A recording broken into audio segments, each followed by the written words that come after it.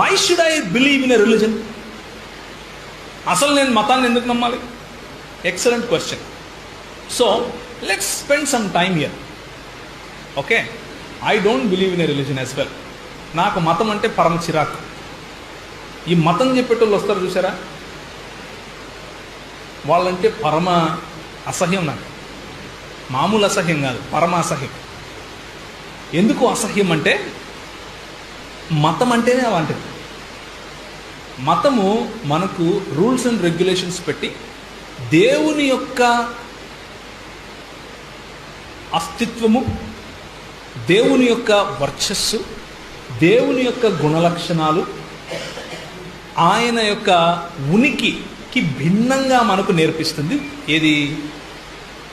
ఆయన ఉనికికి భిన్నంగా మనకేం నేర్పిస్తుంది? మతం నేర్పిస్తుంది. మతం అన్నది ముఖానికి తొడుక్కునే ఒక మాస్క్. మతం వల్ల మనము నాలుగు కూడా గీసుకోలేము. అర్థమవుతుందా? మతం వల్ల మనం నాలుగు కూడా గీసుకోలేము. అంటే ఉదయాన్నే లేస్తేనే యాక్ అని మూస్తాం చూడండి, గిక్కుంటాం కదా ఒకటి ఏదన్నా పుల్లబెట్టి. దానికి ఉన్న విలువ కూడా లేదు మతానికి అని నేను చెప్పడం.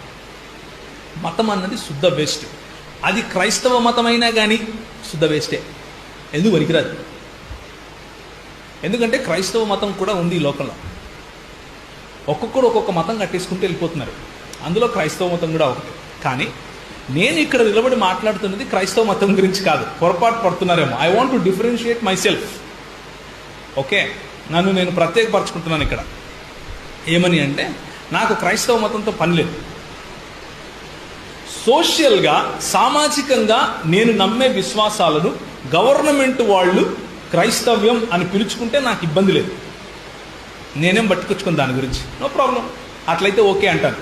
కానీ నేను ఆ మతాన్ని అనుసరించేవాడిని కాదు. నేను ఎవరిని అనుసరిస్తాను అంటే యేసు ప్రభువును అనుసరిస్తాను. యేసు ప్రభువు మతాన్ని స్థాపించడానికి రాలేదు. ఆయన తన గుణలక్షణాలను చెప్పడానికి, చూపించడానికి వచ్చాడు. ఆ మాట కొంచెం పక్కన పెట్టేసి ఇప్పుడు ఆలోచిద్దాం. అసలు మతము అంటే ఏంటి?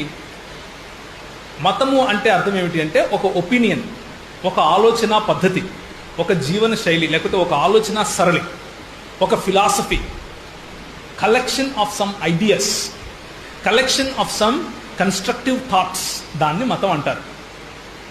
మత్ అంటే ఓటు అని అర్థం, లేకపోతే ఒపీనియన్ అని అర్థం.